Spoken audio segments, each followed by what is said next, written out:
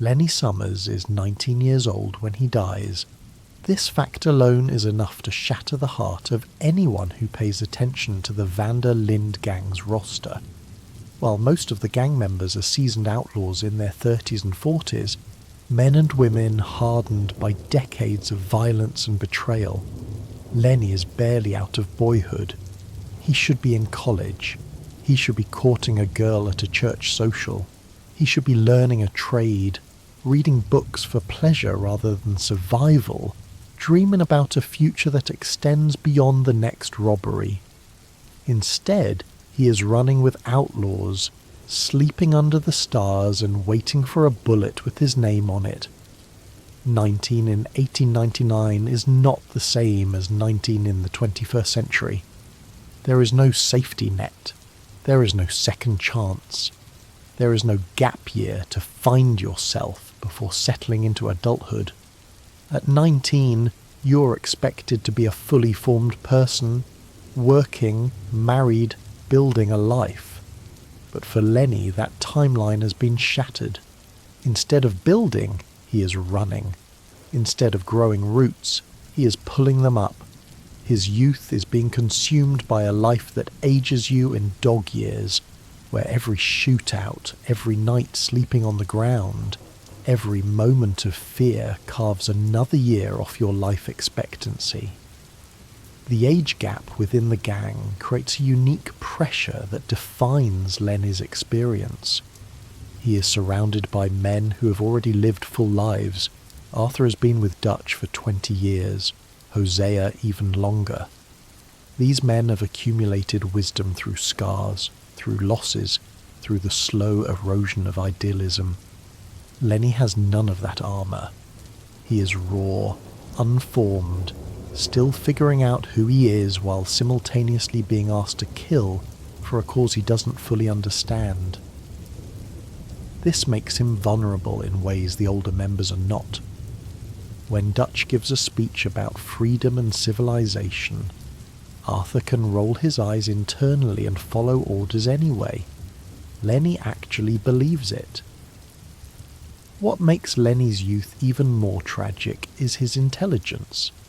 In an era when literacy rates among African Americans hovered around 50%, a direct consequence of slavery's prohibition against teaching slaves to read, Lenny is not just literate, he is well read. He quotes philosophers, he discusses literature with Hosea, he engages Dutch in debates about politics and morality. This is not a man who stumbled into outlawry because he lacked options. This is a man who could have been anything, a lawyer, a teacher, a writer, a politician, but chose the gun because the world left him no other choice. Think about what this means in context. Lenny's father, who we can assume was born enslaved or born in the immediate aftermath of the Civil War, made educating his son a priority. In a world where black children were often pulled out of makeshift schools to work in fields, where white mobs burned down schoolhouses that educated black students, where literacy itself was a dangerous act of defiance, Lenny's father ensured his son could read. Not just read, but engage with complex ideas, challenge authority, think critically.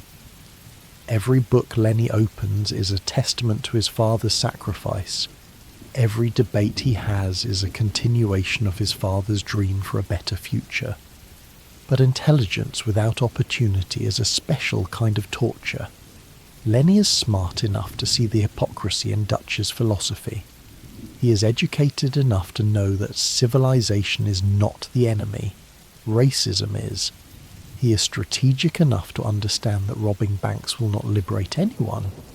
But he is also young enough, damaged enough, isolated enough that he needs to believe in something. And so he buries his doubts, adopts Dutch's rhetoric, and becomes a true believer in a cause that will kill him. The game introduces Lenny during the Blackwater aftermath, a new recruit brought in by Dutch during the gang's flight from disaster. His youth is immediately apparent. When he speaks, there is an earnestness in his voice that the older members have long since lost. He believes in the cause. He believes in Dutch. He believes that they are fighting for something more than survival. This idealism is both his greatest strength and his fatal flaw. Unlike Arthur, who has grown cynical through experience, or John, who never believed in the first place, Lenny drinks the Kool-Aid. He sees the Van der Linde gang as a family, a revolutionary cell, a beacon of hope in a corrupt world. He doesn't yet understand that he is just another body to throw at the Pinkertons, another name to be forgotten when the smoke clears. He calls the older members Mr. Morgan and Mr. Matthews, a formality that speaks to both respect and distance. He defers to their judgment even when his own instincts might be better. He volunteers for dangerous missions to prove himself, to earn his place, to show that he's worth keeping around. This need for validation is heartbreaking because it's so transparent. Lenny is trying to earn love from a family that views love as transactional. The moment he stops being useful, the moment a bullet finds him, that love evaporates. There's also the uncomfortable reality that Lenny joined the gang after Blackwater, which means he came aboard a sinking ship. The other members had years of success, years of family building, years of believing that Dutch's plan might actually work. Lenny joins during the decline, during the panic, during the moment when cracks are already showing. He never experiences the good times that Arthur sometimes reminisces about. His entire tenure with the gang is one long disaster in slow motion, and he mistakes the chaos for normalcy because he has no frame of reference. He is frozen in amber at 19, forever the believer, forever the boy who thought he could change the world with a rifle and a dream.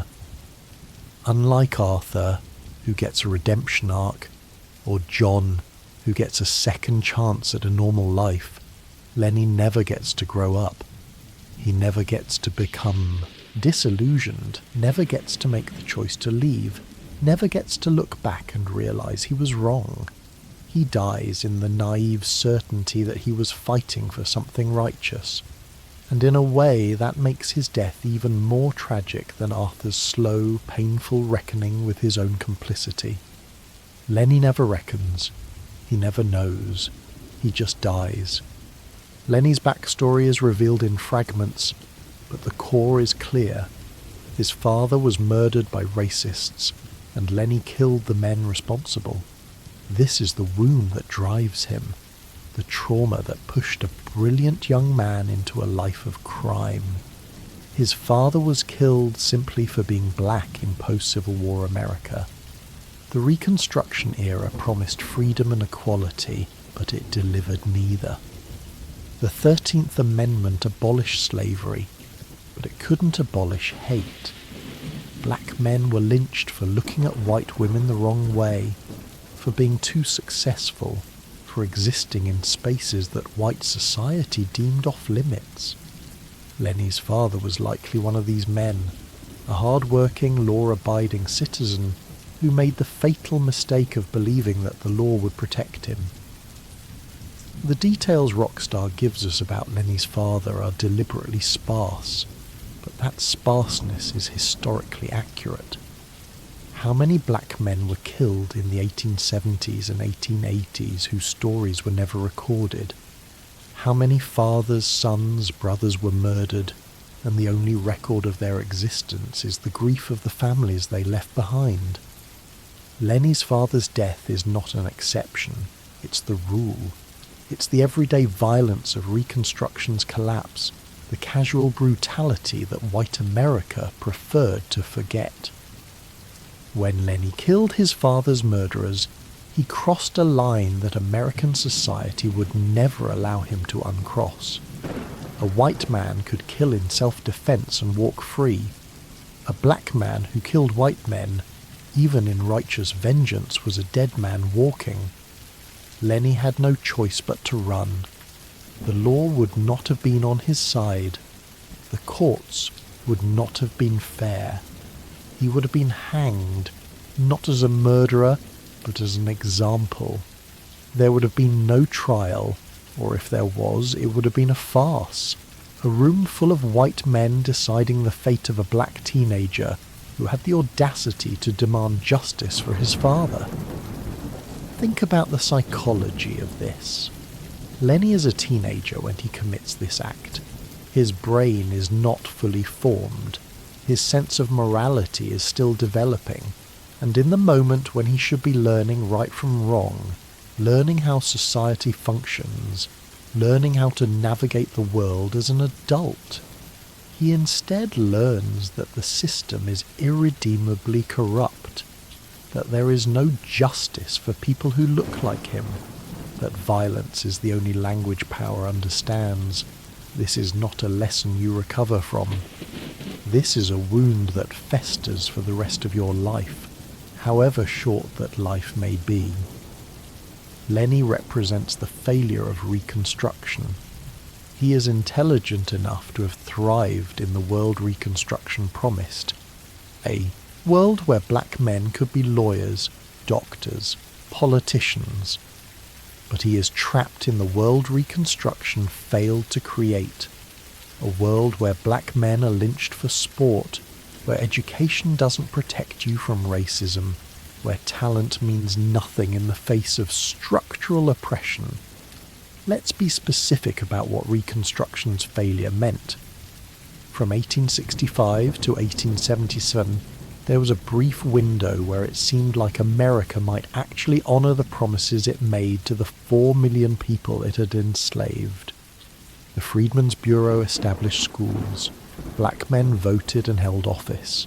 There were black congressmen, black sheriffs, black entrepreneurs.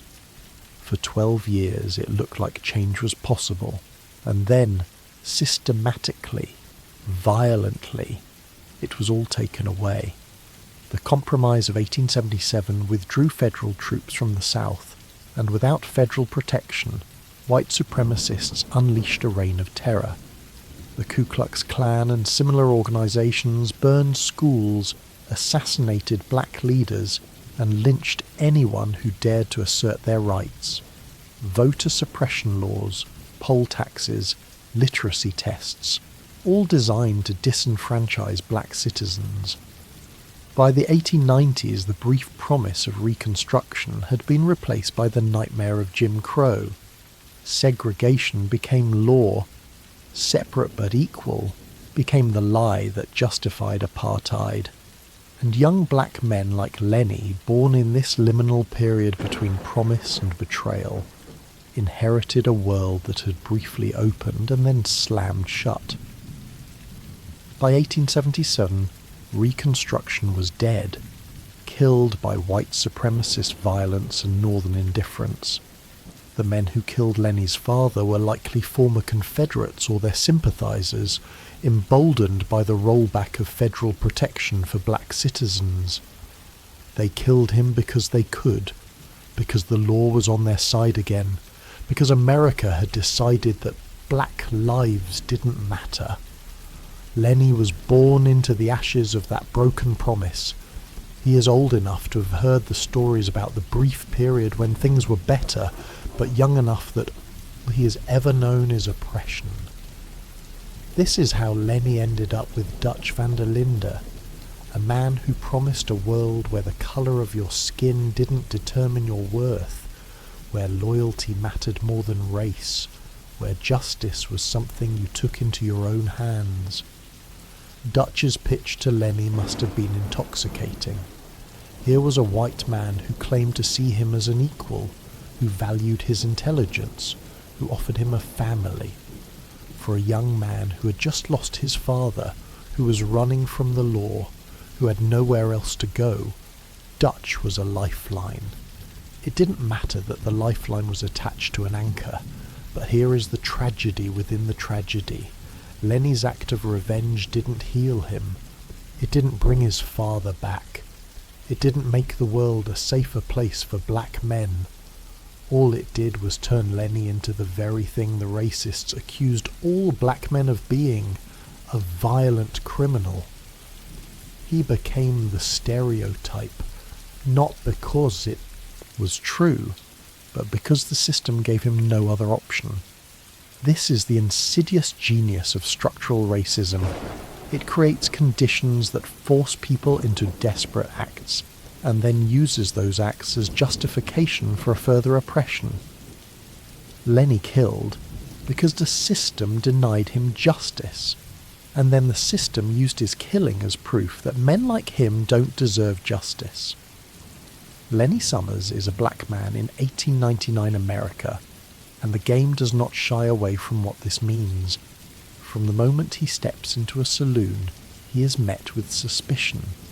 From the moment he walks down a Saint-Denis street, he is subjected to slurs. The game gives us a mission where Lenny and Arthur take a trolley ride through the city, and it is a masterclass in depicting systemic racism without being preachy. A drunk white man starts harassing Lenny, calling him slurs, demanding he give up his seat. Arthur, to his credit, intervenes, but the intervention itself is revealing. Arthur has to step in because Lenny can't defend himself. If Lenny fights back, he will be arrested, or worse, lynched. If Arthur fights back, he'll get a slap on the wrist. This is the reality of being black in the post-Reconstruction South. The law is not on your side. Violence against you is excused. Your humanity is conditional. Watch how Lenny's body language changes in these moments. His shoulders hunch, his eyes drop. He makes himself smaller, less threatening, trying to disappear into the background. This is survival instinct honed by years of experience. Every black person in 1899 America had to develop a sixth sense for danger, had to learn how to read a room, had to know when to run and when to endure. Lenny has mastered this dance. He can code switch between the intellectual he is in camp and the non-threatening figure he presents to white society.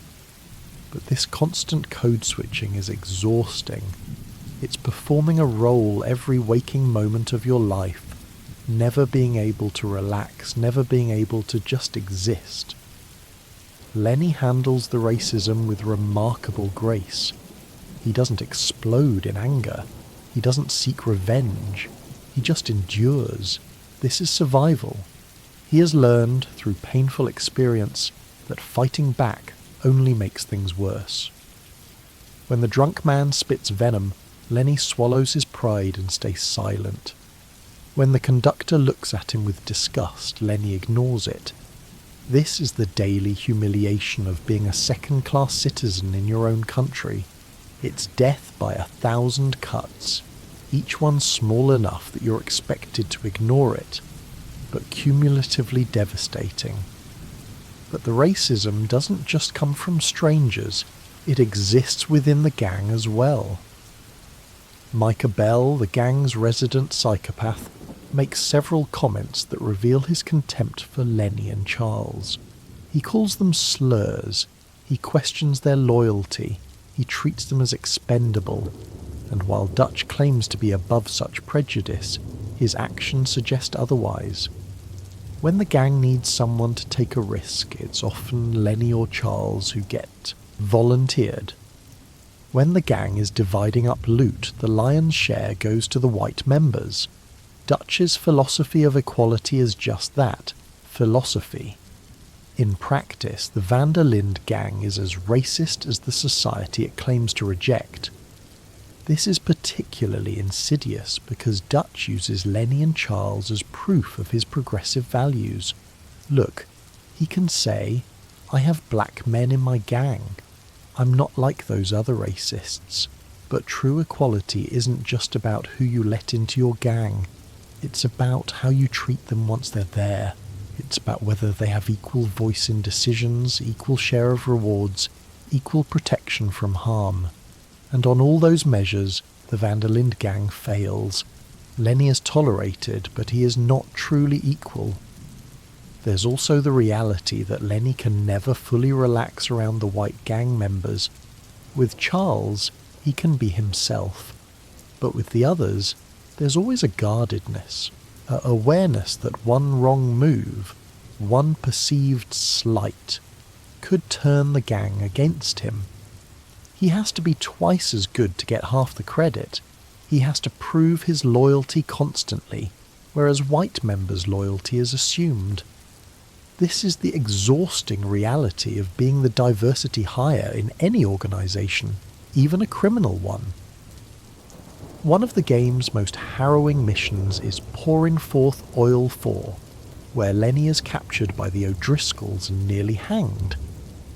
Arthur rescues him just in time, cutting him down from the noose as the life is being squeezed out of him. The O'Driscolls don't capture Lenny for strategic reasons. They don't interrogate him about Dutch's plans. They don't use him as leverage. They just decide to hang him, immediately, without trial or discussion. This is what happens to black men in this era. They are lynched for sport, for entertainment, because white men have decided that their lives have no value. The noose is not just a method of execution, it's a symbol. Between 1877 and 1950, over 4,000 black Americans were lynched, often for invented crimes or no crime at all. The noose represented white supremacy's ability to kill with impunity, to turn murder into public spectacle, to terrorize entire communities. When the O'Driscolls put that noose around Lenny's neck, they are participating in that history of terror. They are actors in America's longest-running horror show. When Arthur cuts him down, Lenny is shaken in a way we rarely see. He coughs, gasps for air, and for a moment the facade drops. He is not the confident intellectual. He is not the loyal gang member. He's a terrified 19-year-old who just came within seconds of death. His hands are shaking. His voice is hoarse. The rope has left a burn around his neck that will take weeks to heal. A constant reminder of how close he came. Arthur, to his credit, doesn't mock or belittle him. He just helps him up and tells him to get to safety. This is one of the purest moments of friendship in the game. Arthur saves Lenny not because it advances Dutch's plan, but because Lenny is his friend, and friends don't let friends hang. But the trauma of this event lingers. After this mission, if you pay attention, Lenny is quieter, more cautious. He touches his neck sometimes, unconsciously, as if reassuring himself that the rope is gone. He has nightmares. You can hear him crying out in his sleep if you pass his tent at night. He has looked death in the face, felt the rope tighten, felt his feet leave the ground.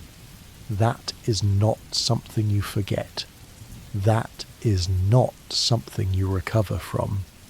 The noose becomes a ghost that follows him for the rest of his short life, a preview of the violent death that all black men in 1899 must fear. If Arthur is Lenny's older brother, then Hosea Matthews is his surrogate father, and Dutch van der Linde is the corrupt prophet who misleads him. These three relationships define Lenny's arc, and understanding them is key to understanding why he dies believing in a lie. But there are others in the gang who shape him as well. Charles Smith, who understands what it means to be a man of colour in a white world, and Sean Maguire, whose death foreshadows Lenny's own. Hosea is the gang's intellectual, the reader, the thinker. He is the one who engages Lenny in philosophical debates. He is the one who lends him books. He is the one who sees Lenny not as a soldier, but as a scholar. In camp conversations, you can overhear Hosea and Lenny discussing literature, and it is clear that Hosea is grooming Lenny to be his intellectual heir. But this relationship is also tinged with sadness. Hosea knows that outlawry is no life for a young man like Lenny. He knows that Lenny's talents are being wasted on stagecoach robberies and shootouts. Watch their conversations carefully.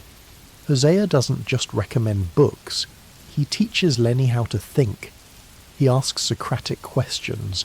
He challenges Lenny's assumptions. He tries, in his quiet way, to make Lenny question Dutch's rhetoric.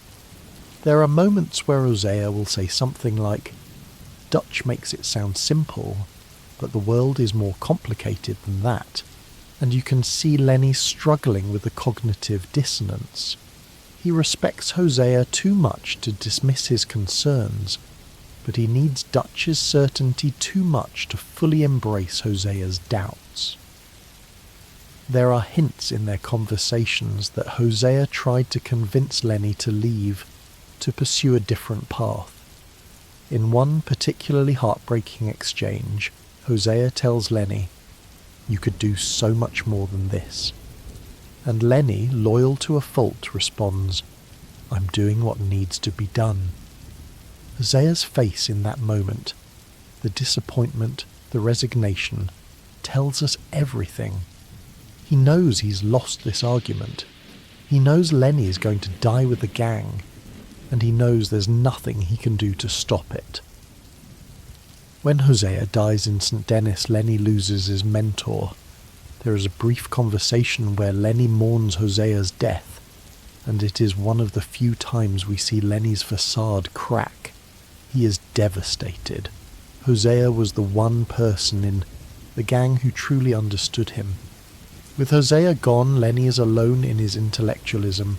The gang's moral centre has died, and Lenny knows it. But he doesn't leave. He stays, because leaving would mean admitting that Hosea was right, that the gang is doomed, that there is no plan. The emotional weight of this loss cannot be overstated. Lenny is 19. He has already lost his father, and now he's lost the only father figure he had left. The grief is compounded by guilt. Guilt that he never told Hosea how much he meant to him. Guilt that he didn't take Hosea's advice to leave. Guilt that he's still here, following Dutch, when everything Hosea warned him about is coming true. In the days after Hosea's death, if you listen to Lenny's camp dialogue, there's a hollowness to his voice. He goes through the motions, he takes orders, he rides out on missions, but the light is gone. He's just waiting now, waiting for the inevitable. Dutch recognizes Lenny's intelligence and uses it to validate his own worldview. He engages Lenny in debates about freedom, civilization, and the nature of progress. On the surface, these conversations appear to be intellectual sparring, but in reality they are manipulation. Dutch doesn't debate Lenny to be challenged. He debates him to mould him. Lenny is young, impressionable, and desperate for a father figure after losing his own. Dutch exploits this. He feeds Lenny quotes from Evelyn Miller, watered-down philosophy that sounds profound but is ultimately hollow. He frames the gang's robberies as acts of resistance against an oppressive system. He convinces Lenny that violence is justified when it serves a higher purpose. And Lenny, brilliant as he is, falls for it. He parrots Dutch's talking points in camp conversations. He defends the gang's actions using the same rhetorical tricks Dutch employs. He has been intellectually colonized by a man who values loyalty over truth. This is Dutch's special skill. He finds damaged people, people desperate for belonging, and he gives them an ideology that makes their pain meaningful. For Lenny, whose father was murdered by an unjust system, Dutch's anti-civilization rhetoric is seductive. It reframes Lenny's trauma as political awakening. It makes his anger feel righteous. But there are cracks. After Hosea's death, when Dutch becomes more erratic, Lenny starts asking harder questions. He pushes back gently on the contradictions in Dutch's philosophy. There's a camp conversation where Lenny asks, "But Dutch, if we're fighting for people's freedom, why are we robbing banks that hold poor people's money?" And Dutch sidesteps the question with more rhetoric, but you can see Lenny's face. He knows he's been given a non-answer. The problem is, by this point, Lenny has invested too much in the gang to leave. To admit Dutch is wrong would mean admitting his entire life since his father's death has been a waste. So he stays, even as doubt begins to creep in. He stays until a bullet makes the decision for him. Lenny Summers and Charles Smith rarely interact directly in the game, but their shared experience as men of colour in a predominantly white gang creates an unspoken bond. They are the only two members who fully understand what it means to navigate a world that has decided before you even open your mouth that you are less than human. There is a moment in camp where Lenny and Charles have a brief conversation about their experiences with racism. It is easy to miss, tucked away in the ambient dialogue, but it is heartbreaking. Lenny asks Charles how he deals with it. The slurs, the stares, the constant reminder that you are different. Charles's answer is simple: you endure. This conversation reveals something crucial about both men. Charles is older, more reserved, more resigned to the reality of his situation. He has learned to survive by making himself indispensable. He hunts, he fights, he does the dirty work without complaint. He has armoured himself in stoicism. Lenny, by contrast, still has hope. He still believes that intelligence, education and loyalty can earn him respect. He hasn't yet learned Charles's lesson, that in 1899 America, no amount of excellence will make you equal. What makes their relationship even more poignant is what happens after Lenny dies. Charles is one of the few gang members who explicitly mourns him. In a conversation with Arthur, Charles says that Lenny didn't deserve this, and there is real grief in his voice. Charles understood Lenny in a way the others couldn't. They are both outsiders in their own gang, tolerated but never truly accepted. When Lenny dies, Charles loses the only person who truly knew what he was going through. The loneliness that follows is crushing. Charles carries that loneliness all the way to the end of the game and beyond. Sean Maguire and Lenny Summers are the gang's two youngest adult members, but they couldn't be more different. Sean is loud, reckless, and perpetually drunk. Lenny is quiet, careful, and perpetually sober. Sean is all-laid, acting on impulse. Lenny is all superego, thinking before he acts. They are opposites, and yet they are bound together by their youth and their shared fate. Both will die before they turn 21. Sean's death comes first. His sudden headshot in Rhodes that leaves the gang reeling. Lenny is one of the few characters who explicitly mourns him. In a campfire conversation, Lenny talks about how Sean didn't deserve it, how he was just a kid. This is revealing. Lenny sees himself in Sean, another young man dragged into outlawry, another life cut short. Sean's death is a preview of Lenny's own, and on some level, Lenny knows it. After Sean dies, Lenny becomes more cautious, more paranoid. He checks his surroundings more often. He sleeps with his gun closer.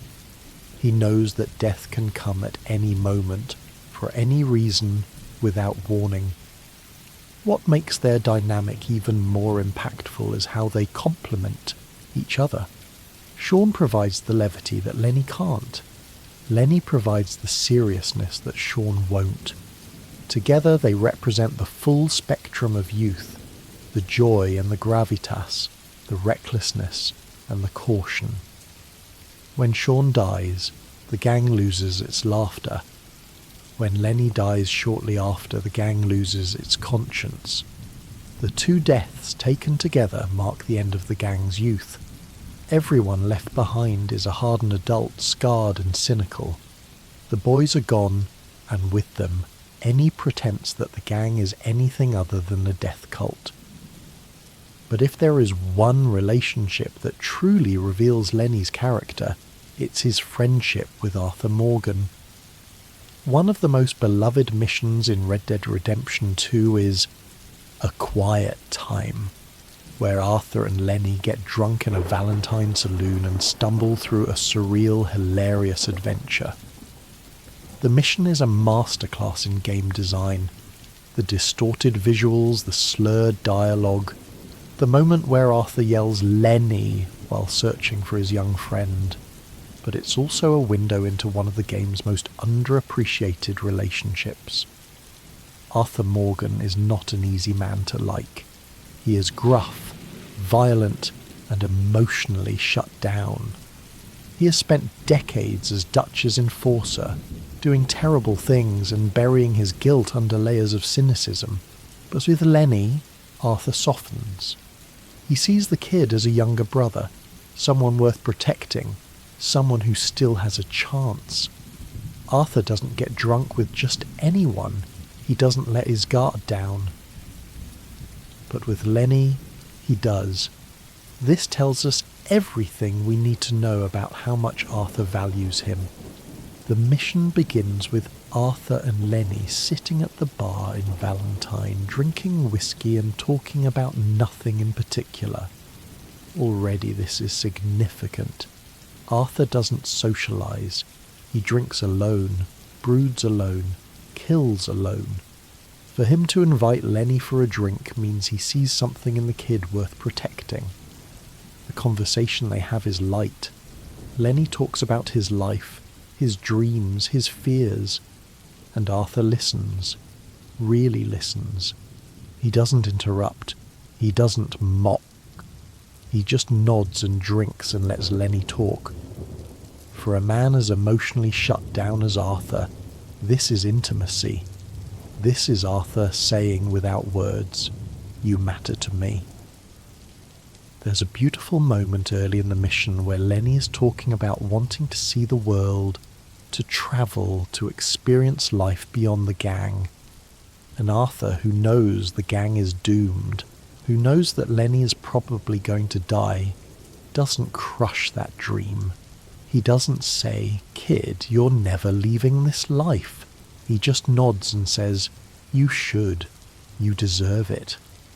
It's a lie, but it's a kind lie. It's Arthur giving Lenny one night where he can believe in a future that will never come. Then the alcohol kicks in. The screen starts to blur. The controls become sluggish. Arthur stumbles around the saloon, searching for Lenny, yelling, "Lenny!" in a slurred shout that has become one of the most memed moments in gaming history. But beneath the humour is vulnerability. Arthur is lost. He needs Lenny. And when he finally finds him, there is relief. The game turns this into comedy. The two of them laughing, dancing, causing chaos, but it's also deeply sad. This is Arthur at his most human, his most vulnerable. And it's only possible because Lenny makes him feel safe. The distorted visuals are intentional and multi-layered. At various points, everyone in the saloon looks like Lenny. The bartender is Lenny, the piano player is Lenny. Even Arthur himself, when he looks in the mirror, is Lenny. This is not just a drunk hallucination. It is Arthur's subconscious revealing something crucial. Lenny has gotten under his skin. Arthur sees himself in Lenny, the younger version of himself, the version that still had hope. The visual metaphor is brilliant. Arthur is searching for Lenny, but he's also searching for his lost youth, his lost innocence, his lost chance to be better. There's another layer to this. The game is showing us that Arthur wants to be Lenny. He wants to believe in something again. He wants to have dreams. He wants to look at the world with Lenny's optimism. For a few drunken hours, by literally becoming Lenny in the mirror, Arthur gets to experience what it's like to not be broken. And that's why the mission hurts so much in retrospect. It's Arthur's last night of genuine joy. The next time he searches for Lenny, screaming his name, it will be in horror, not laughter. The mission ends with Arthur and Lenny stumbling out of the saloon, laughing arm in arm. It is one of the few moments of pure joy in the entire game. They're sloppy, happy, free. For one night, they're not outlaws. They're just two friends who had too much to drink. But it is also foreshadowing.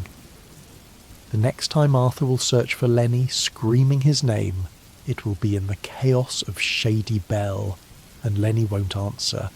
The laughter will be replaced by gunfire. The joy will be replaced by grief. Rockstar Games gave us this perfect moment of happiness so that the loss would hurt more. And it works. Every single time. Lenny Summers is one of the few gang members who can read. And he doesn't just read, he devours literature. In camp conversations, he mentions authors and philosophers that most outlaws wouldn't recognise. He talks about Evelyn Miller, the same writer Dutch obsesses over, but where Dutch uses Miller to justify his actions, Lenny engages with the ideas critically. The significance of Lenny's literacy cannot be overstated.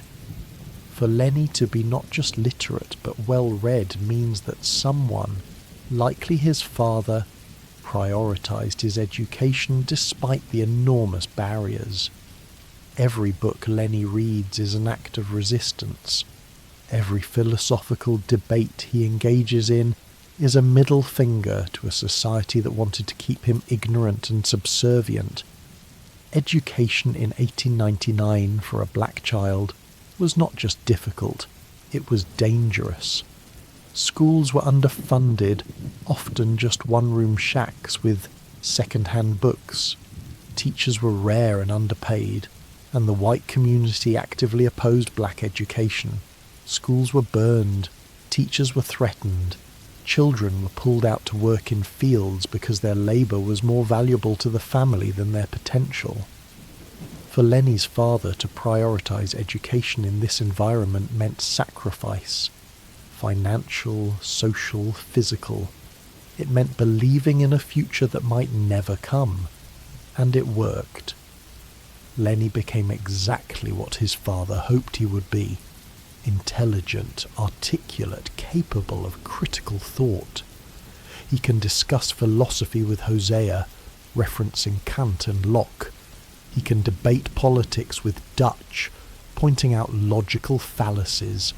He can write, though we never see his writing. Other gang members mention that his handwriting is impeccable, that he helps them compose letters to family. This young man, barely 19, has the intellectual tools to succeed anywhere. Law school would have accepted him, if only the system allowed it. Universities would have admitted him, if only they weren't segregated. Publishing houses would have published his work, if only they looked at the ideas instead of the colour of the author's hand. But reading also isolates Lenny. He exists in a strange liminal space within the gang. He's too educated to bond with the likes of Bill or Micah, who see books as useless. But he is too young and too black to be fully accepted by the gang's intellectual elite, Dutch and Hosea. So Lenny reads alone. He sits by the campfire, book in hand, while the others drink and gamble. He finishes chapters while others play poker. He annotates margins while others tell stories. The books are his companions, but they are also his escape. When the world becomes too brutal, when the violence becomes too much, Lenny opens a book and enters a different reality. In this way, reading is both his greatest strength and his coping mechanism. It keeps him sane, but it also keeps him disconnected from the harsh truth of his situation. And what is he reading? We know he's read Evelyn Miller, the fictitious philosopher that Dutch worships. We know he's familiar with classical philosophy. He makes references to ancient Greek ideas in his camp conversations. We can assume he's read Frederick Douglass, the former slave who taught himself to read and became one of America's greatest orators. These are not light reads. These are dense, challenging texts that require focus and intelligence. Lenny is engaging with ideas at collegiate level, while most of his peers can barely write their own names. Unlike Arthur, whose journal we can read, Lenny's inner thoughts remain a mystery. We never get to see what he writes, what he truly thinks about the gang, about Dutch, about his place in a world that hates him. This absence is telling. Lenny is the intellectual voice that is never heard, the writer whose story was never written. Imagine what Lenny's journal would contain. Entry about missing his father, the ache that never fully heals, the conversations he wishes he could still have. Reflections on the books he's reading. How Douglas's escape from slavery mirrors his own flight from justice. How philosophical concepts of freedom ring hollow when you're sleeping in mud. Doubts about Dutch's plan that he can't voice aloud. The growing realization that robbing trains won't liberate anyone, that Dutch's speeches are beautiful but empty. Observations about the racism he faces daily. The casual cruelty of Micah. The performative progressivism of Dutch. The exhausting code switching required to survive. Maybe there are poems in that unwritten journal. Lenny strikes me as someone who would try his hand at verse, who would attempt to capture in metre and rhyme the inexpressible grief of being young and brilliant and doomed. Maybe there are political essays, arguments for why Reconstruction failed and how it could be revived. Maybe there are love letters to a girl he met once, a girl he never had time to court because he was too busy running. All of these thoughts, all of these words died with Lenny on that staircase. His journal, if it existed, was left behind in the chaos of Shady Bell. It was burned, or looted, or buried in mud. The ideas that could have changed minds, the stories that could have preserved history, the insights that could have illuminated an era, all gone. This is the tragedy of the unwritten book. It's not just that Lenny died, it's that his voice was silenced before he could speak. Lenny's skills extend beyond literacy. For all his intellectualism, Lenny is also a damn good shot. During the St. Denis bank robbery, Lenny holds his own against waves of Pinkertons. During the various gang shootouts, Lenny's kill count rivals that of the older members. This raises an uncomfortable question. How did 19-year-old scholar become so proficient at killing? The answer, of course, is trauma and necessity. Lenny didn't learn to shoot for sport. He learned because his father's murderers needed to die, and the law wasn't going to do it for him. He learned because joining the Van der Linde gang meant learning how to survive gunfights. Every bullet Lenny fires is continuation of the violence that began the day his father was murdered. He is stuck in a cycle he doesn't know how to escape. Watch Lenny in combat. He's methodical, not reckless like Sean. He uses cover effectively. He reloads quickly. He doesn't waste ammunition shooting wildly. Every shot is calculated, aimed, intentional. This is the marksmanship of someone who has been trained, or who has trained himself through brutal trial and error. Lenny has the reflexes of a natural gunfighter, which makes his potential as an intellectual even more tragic. He could have been a lawyer with those analytical skills. He could have been a surgeon with that hand-eye coordination. Instead, he's using those gifts to kill other young men who also had no choice but to pick up a gun. But what's truly devastating is the contrast between Lenny's skill and his fate. He is good enough to survive dozens of shootouts. He is fast enough to outdraw lawmen and rival gang members. He is smart enough to position himself correctly, to use cover, to reload efficiently. And yet, in the end, none of it matters. A nameless Pinkerton fires a nameless bullet, and Lenny Summers dies on a staircase. All that skill, all that training, all that survival, it ends in an instant. This is the cruelty of gun violence. It doesn't matter how good you are. It only takes one bullet, one moment of bad luck, and you're gone. The irony is that Lenny's death is statistically inevitable. The more gunfights you survive, the closer you get to the one you won't walk away from. Lenny survived shootout after shootout, defying the odds every time, until the odds caught up with him.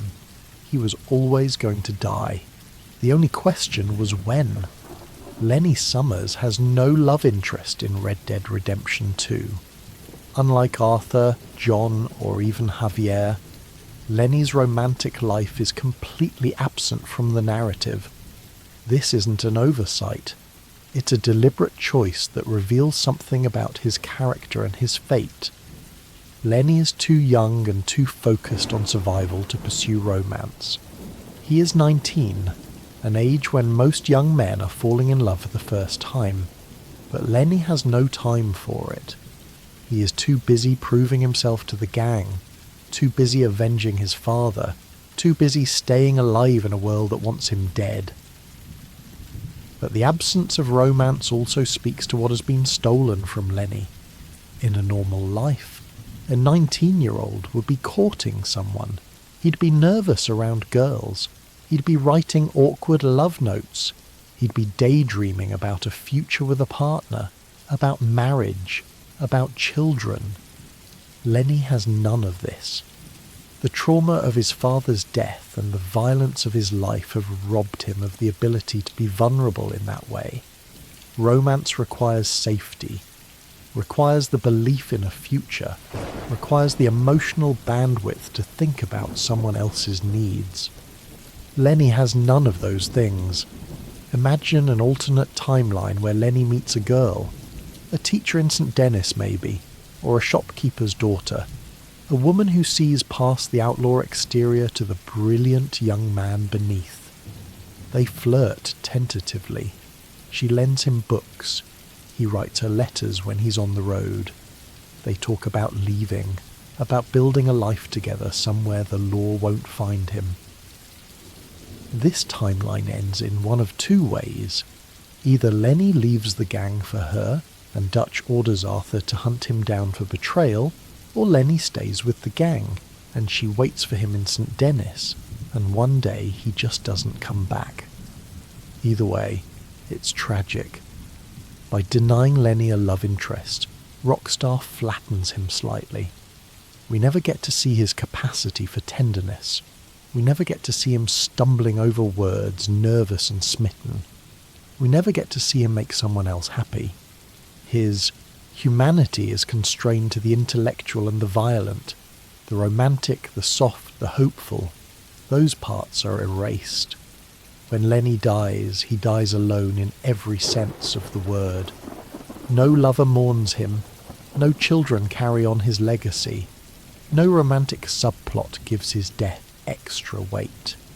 He's just a kid on a staircase, and the girl he might have loved will never know his name. This is the cruelest cut of all. Not just that he dies young, but that he dies without ever experiencing the kind of love that makes life worth living.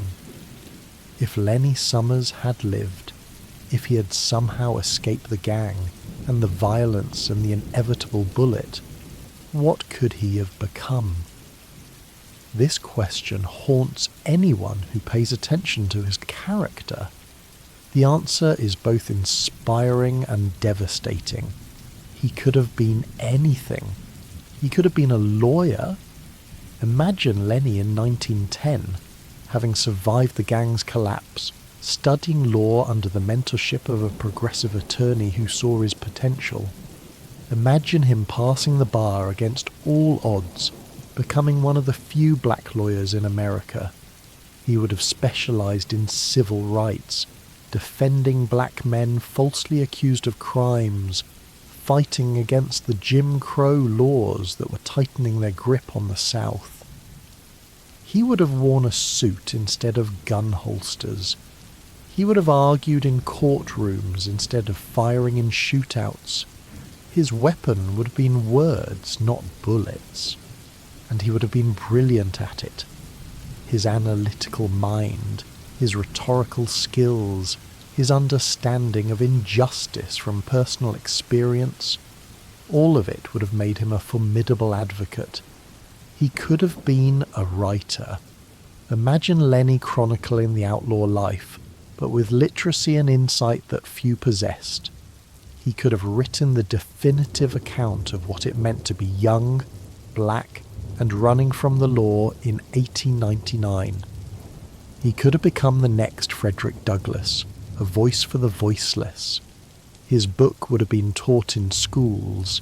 His essays would have been published in newspapers.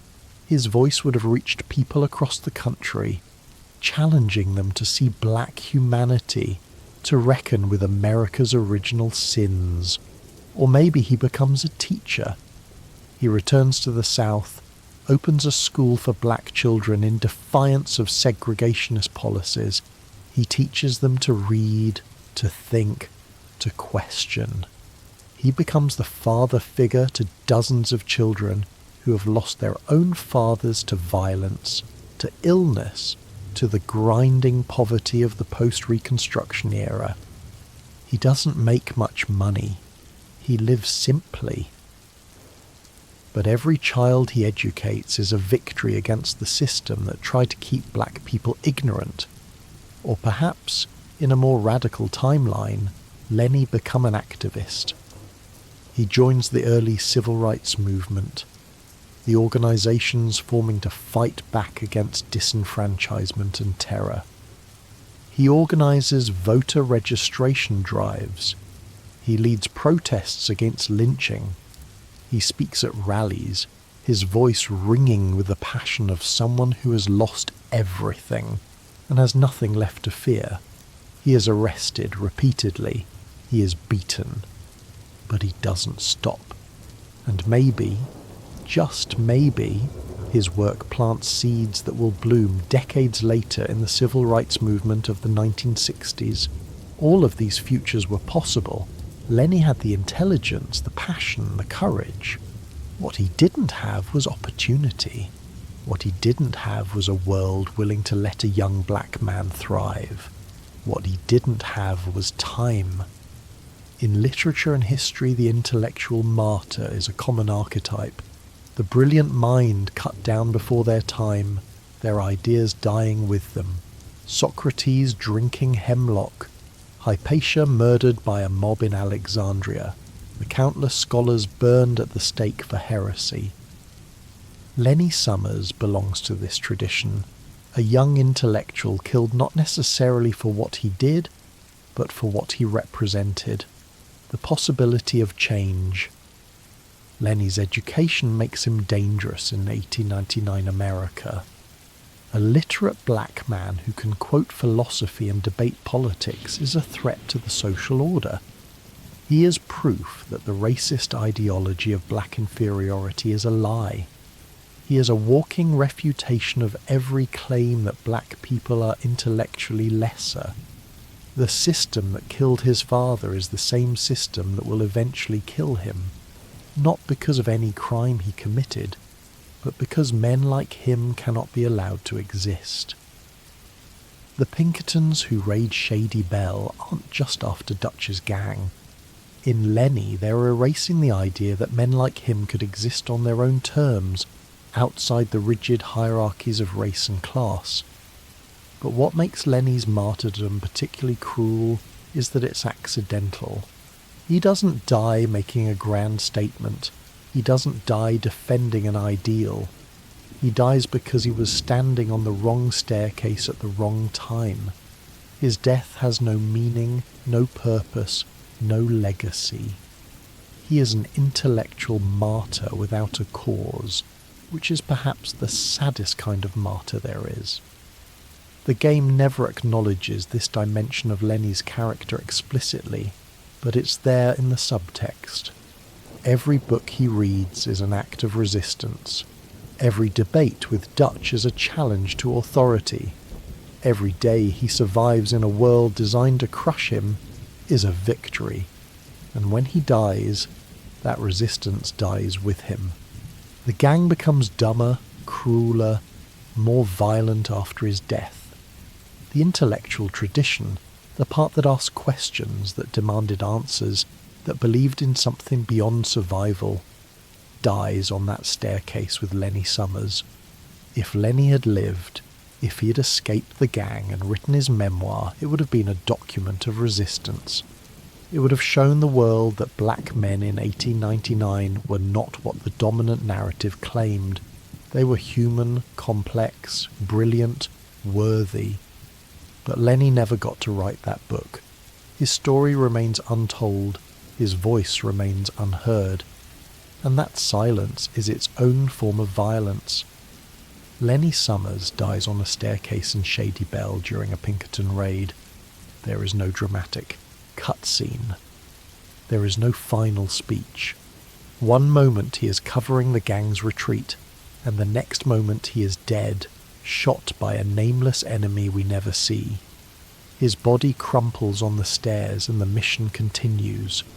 If you're not paying attention, you might not even notice that he is gone. Let's talk about how this death happens. The gang is escaping Shady Belle. The Pinkertons have found them. There's gunfire everywhere, windows shattering, bullets ricocheting off walls, people screaming. In the chaos, Lenny is doing what he always does, his job. He's providing covering fire so others can escape. He's not running for himself. He's making sure the gang gets out. This is Lenny's character in a nutshell. Loyal to the end, putting others before himself, and then he's gone. A bullet finds him. We don't see the shooter. We don't see the bullet.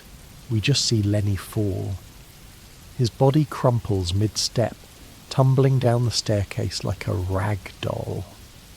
There's no slow-motion death scene. There's no meaningful last words. There's just a young man falling, and then stillness. If you're playing Arthur, you might not even notice immediately. You're too busy shooting, too busy running. It's only when the dust settles that Arthur realizes Lenny isn't following, and by then, it's too late. The staircase is not accidental.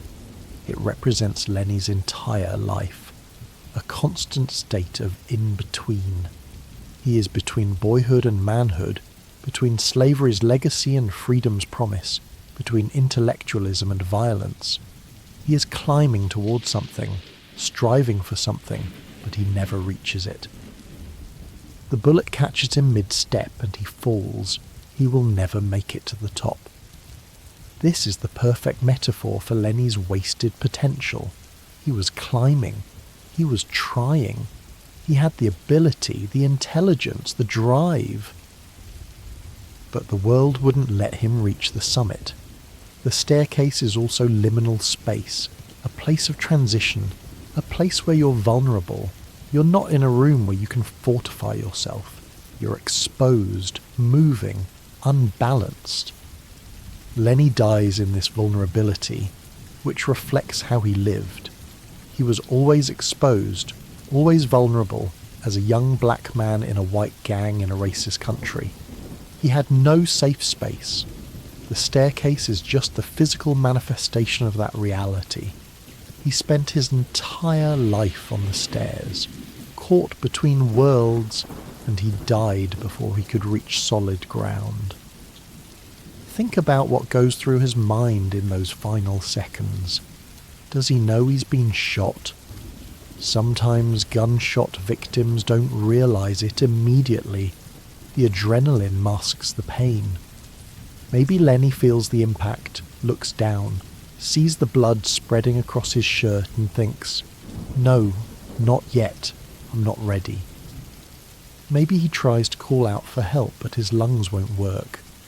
Maybe he thinks about his father, about Hosea, about all the people he's failed to save. Or maybe there's no time for thought at all. Maybe the bullet severs his spine and it's just instant darkness. This is the most heartbreaking thing about Lenny's death. It is meaningless. He doesn't die saving someone. He doesn't die for a cause. He doesn't even die in a blaze of glory. He dies because he was in the wrong place at the wrong time, because a bullet found him before he could find cover, because luck, which had carried him through dozens of gunfights, finally ran out. There's no poetry to it. There's no justice. It's just random, stupid, wasteful violence.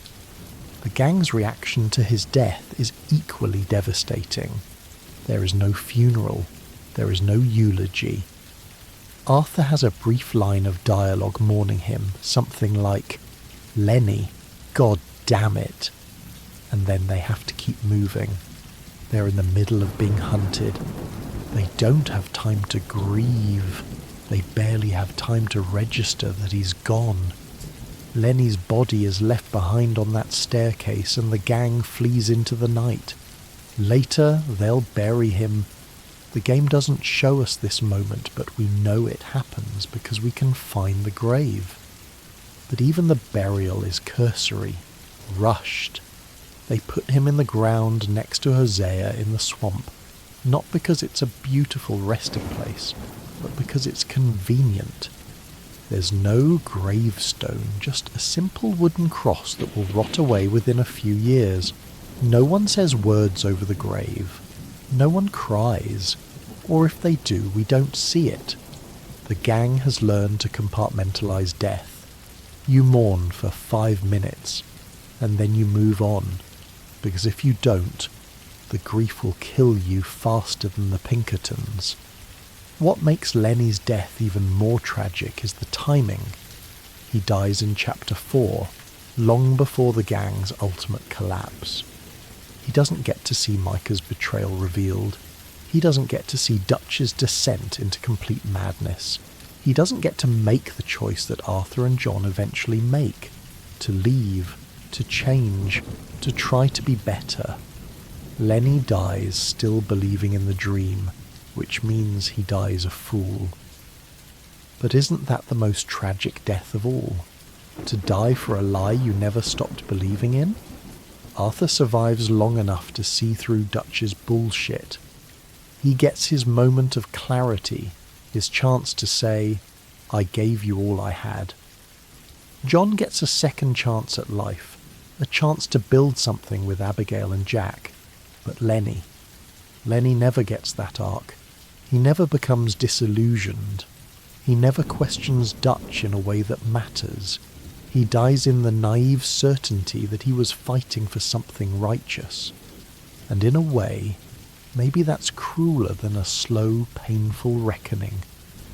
Lenny dies without ever knowing that he wasted his life. Let's compare Lenny's death to the other major deaths in the game. Hosea dies in St. Denis, executed by the Pinkertons during the bank robbery. It's a dramatic moment. A cut scene, a close-up on his face, Dutch screaming his name. The game pauses to let you feel the weight of it. Hosea was a father figure to the gang, and his death is treated as the turning point, the moment when everything starts to collapse. Sean dies in Rhodes, shot in the head mid-sentence. It's shocking because of how sudden it is. 1 second he's talking, the next his brains are on the ground. But even Sean's death gets a cutscene. Even Sean gets a moment where the game forces you to stop and process what just happened. Kieran's death is horrific. Decapitated, his headless corpse dumped in camp. The game lingers on the horror of it, showing you the body, making you confront the brutality. But Lenny gets none of that. His death is almost accidental from a narrative perspective. It happens in the chaos of the mission. There's no cutscene. There's no close-up. You might not even realise he's dead until the mission ends and the game tells you. This isn't laziness on Rockstar's part. This is a deliberate choice. Lenny's death is meant to feel disposable, forgettable, meaningless. Because that's how the world saw him. That's how the gang treats him, despite all their talk of family. When Lenny dies, he doesn't get the hero's send-off. He gets the death of a foot soldier. He gets forgotten. And yet, in the forgetting, there's a different kind of tragedy. Sean's death is shocking, but we process it quickly because the game helps us process it. Hosier's death is devastating, but we're given time to mourn. Lenny's death sneaks up on you. It's only later, when you're riding away from Shady Belle, that it hits you. Lenny is gone. The kid who was laughing with Arthur in the saloon. The intellectual who was going to do great things. The 19-year-old who deserved so much better. He's gone, and you didn't even get to say goodbye. There's also the cruel irony that Lenny survived so much only to die here. He survived the O'Driscoll hanging. He survived the Rhodes shootout that killed Sean.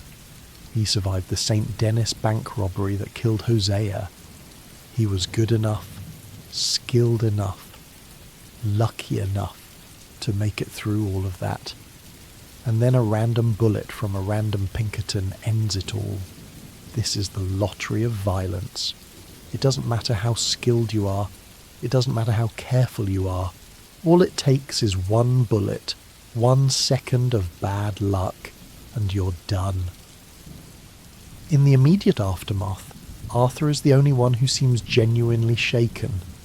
You can hear it in Roger Clark's voice acting, the way Arthur says Lenny's name, the grief underneath the anger. Arthur cared about Lenny. He saw himself in the kid, and now Lenny is gone, and Arthur couldn't save him. This will haunt Arthur for the rest of his life. When Arthur is dying on the mountain, does he think about Lenny? Does he see the kid's face among all the other ghosts? We don't know, but we can imagine. The other gang members barely react. Dutch gives a cursory acknowledgement. We lost good people today, but he's more focused on the fact that they had to abandon their camp. Micah probably doesn't care at all. Bill might feel something, but he won't show it. The women of the gang, Susan, Sadie, Abigail, they might mourn privately, but we don't. We see it. Charles grieves, we know that from his later conversation with Arthur. But even Charles's grief is quiet, contained. The gang has no room for prolonged mourning. They have to keep moving, and that's the final insult. Lenny Summers dies, and the world doesn't stop. The mission continues. The gang keeps running. The Pinkertons keep hunting. The cycle of violence grinds on, indifferent to one more dead kid. Lenny is gone, but nothing changes. His death doesn't inspire reformation. It doesn't wake anyone up. It's just another name added to the list of casualties. Another reminder that the Van der Linde gang is doomed. Lenny is buried next to Hosea in the swamp, far away from the open plains he dreamed of. But while John Marston visits Arthur's grave with reverence, Lenny's resting place feels like an afterthought of the narrative. He is buried in the mud, in the same place where he died, left behind as the gang fled. While we can visit the grave for a trophy, the story itself seems to leave him there. John never speaks his name in the epilogue. The grave exists, but the memory is gone. Lenny's grave is a metaphor for the erasure of black lives in American history. How many young black men died in the post-Reconstruction South, their deaths unrecorded, their names forgotten? How many Lennys were buried in unmarked graves, or worse, left to rot where they fell, their potential wasted, their stories untold. The game gives us a grave, but it feels like the bare minimum. A wooden cross in swamp mud. No epitaph, no flowers, nothing to indicate that this was a brilliant young man who deserved so much more than he got. The location of the grave is telling. It's in Shady Bell's swamp, a place of decay, of things rotting in stagnant water. Not the mountains where Arthur is buried, with a view of the sunrise. Not even a proper cemetery, just mud and mosquitoes and the smell of decomposition. This is where Lenny ends up. This is his final resting place. And while we can visit it as players, the narrative itself forgets him almost immediately. But the lack of proper commemoration also robs the player of closure. We can visit Arthur's grave on the mountain, and the game gives us a beautiful, melancholy moment. The sunrise, the view, the sense that Arthur found peace. We can visit Hosea's grave in St. Denis, pay our respects to the gang's conscience. We can even visit Sean's grave, but Lenny. Visiting Lenny's grave feels hollow because the game itself doesn't seem to care. There's no special dialogue. There's no moment of reflection. It's just there. A checkbox for completionists. The final insult to a character who deserved so much better. If you pay attention during the epilogue, John Marston never mentions Lenny. Not once. In the entire epilogue, hours of gameplay, dozens of conversations, John does not say Lenny's name. This is deliberate erasure, and it is devastating in its completeness. John talks about Arthur constantly. He remembers Hosea with fondness. He even mentions Sean occasionally. But Lenny, it's as if he never existed. This could be interpreted charitably. Maybe John is trying to forget the trauma, trying to build a new life by putting the past behind him. But it could also be interpreted darkly. Lenny never mattered to John in the first place. John and Lenny don't have a strong relationship in the game. They're not enemies, but they're not friends either. John is too self-absorbed, too focused on his own family, his own survival, to notice the quiet intellectual who died on a staircase. Lenny was just another gang member, and when he died, John didn't lose anything personally valuable. This erasure extends to the broader narrative. After Lenny's death, the game never brings him up again in a meaningful way. No one reflects on his potential. No one wonders what he could have become. No one even argues about who's going to read the books he left behind. He is forgotten completely, as if he was never part of the gang at all. The people who get remembered are the people who are useful, the people who are dramatic, the people whose death served a narrative purpose. Lenny's death served no purpose, so he gets no remembrance. This is the most brutal commentary the game makes about the value of life in the Van der Linde gang, and by extension, the value of black lives in 1899 America. You're worth remembering only if you die the right way, if your death is spectacular, tragic, meaningful. If you die quietly, if you die as a footnote, you are erased. Lenny Summers is erased from his own story, and this erasure, this forgetting, is its own form of violence.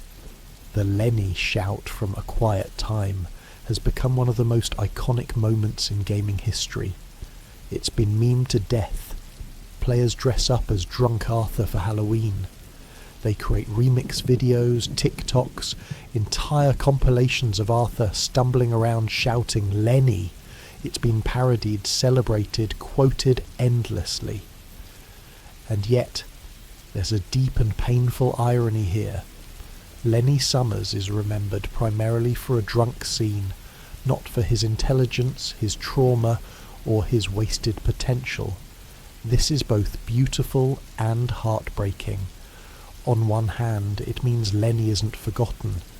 The meme ensures that his name lives on, that new players will always experience that moment of drunken joy.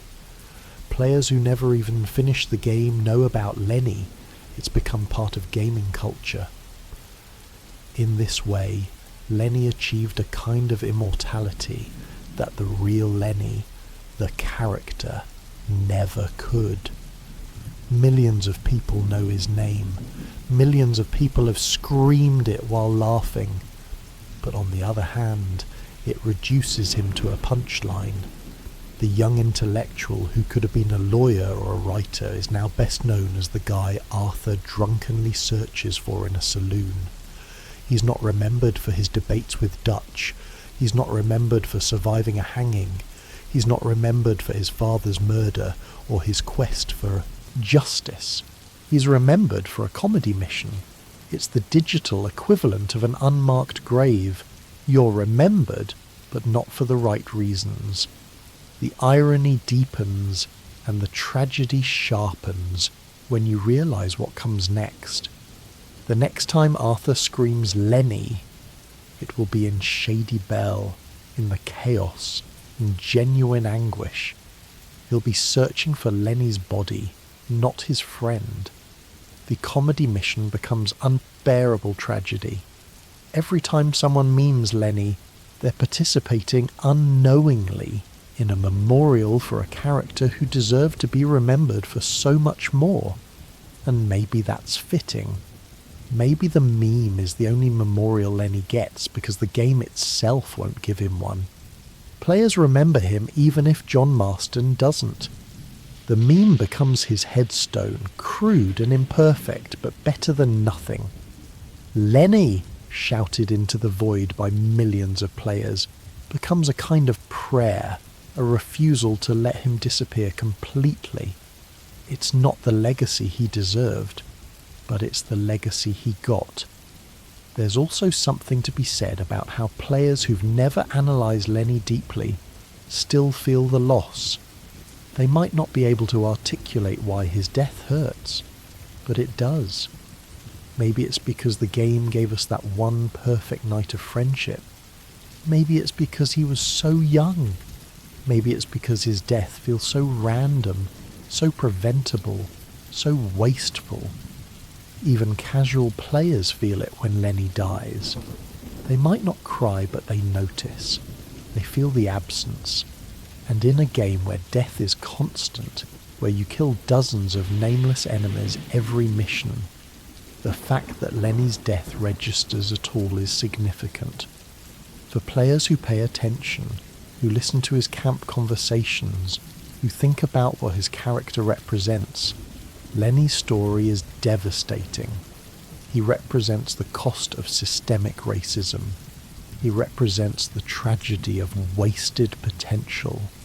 He represents all the young people who never got the chance to become who they could have been. His story is about how talent and intelligence and goodness are not enough to save you in a world designed to crush you. And that's a message that resonates far beyond the game itself. Lenny also represents something crucial about Arthur's redemption arc, or rather, the limits of it. Arthur can save John. He can save Abigail and Jack.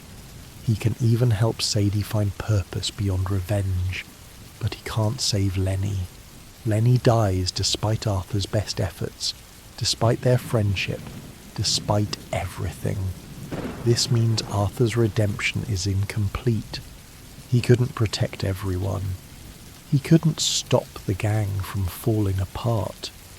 Lenny's death is proof that Arthur, for all his power and skill, is not omnipotent.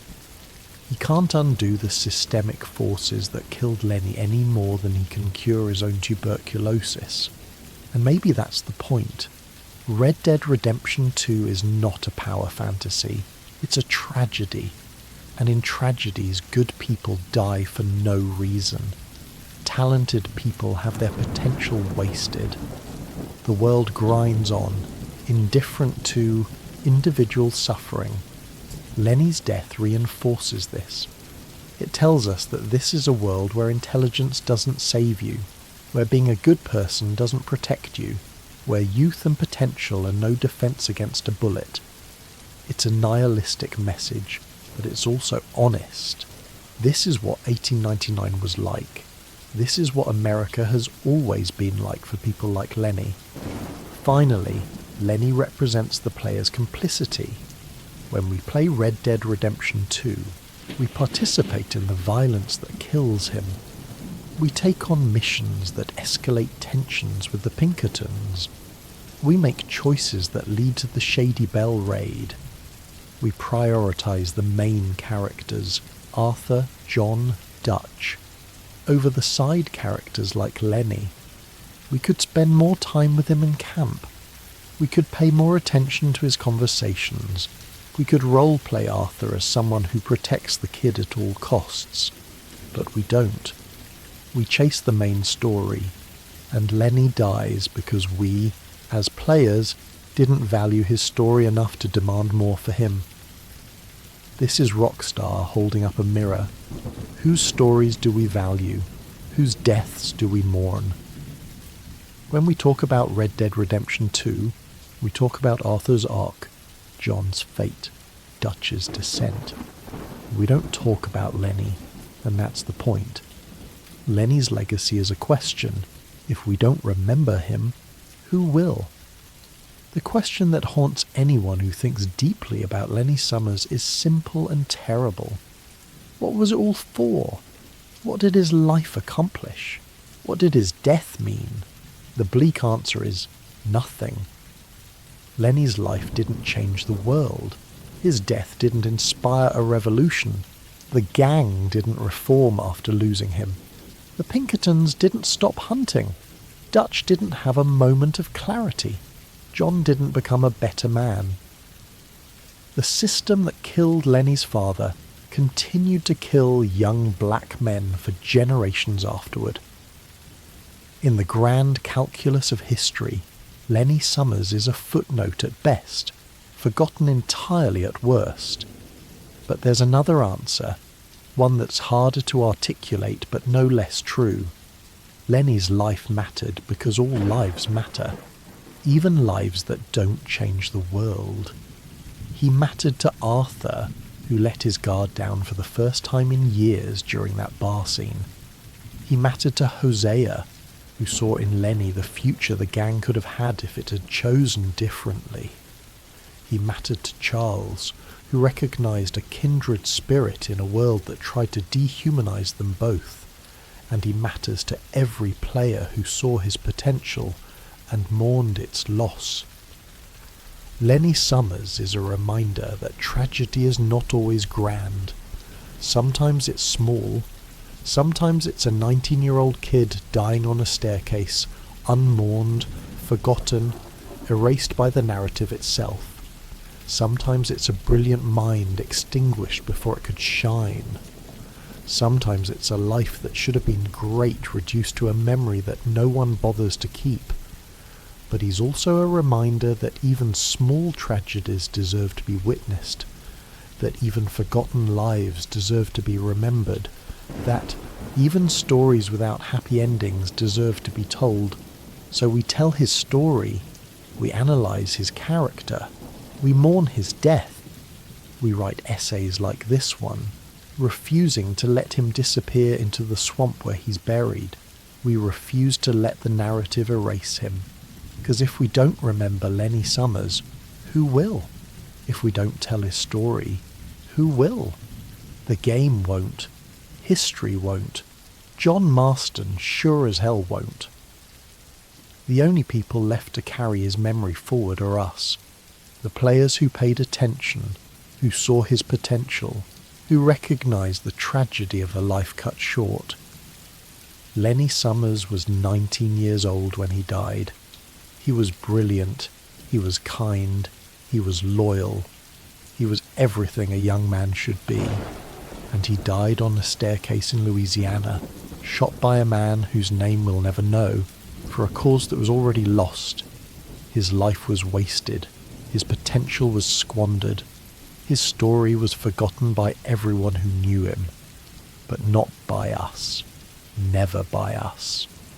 We remember Lenny Summers. We remember the boy who could have been a lawyer, a writer, a teacher, a voice for the voiceless. We remember the young man who laughed with Arthur in a Valentine saloon, who debated philosophy with Hosea, who survived a noose only to fall to a bullet. We remember the intellectual who was never heard, the dreamer who never woke, the climber who never reached the top of the stairs. The silence is his epitaph. The game's forgetting is his grave, but our memory is his monument. And as long as we remember, as long as we refuse to let his story die, Lenny Summers isn't truly gone. He lives in our analysis, in our grief, in our anger at a world, both the game's world and our own, that continues to waste young black lives with casual brutality. Lenny Summers mattered. His story matters, and we will not let him be forgotten.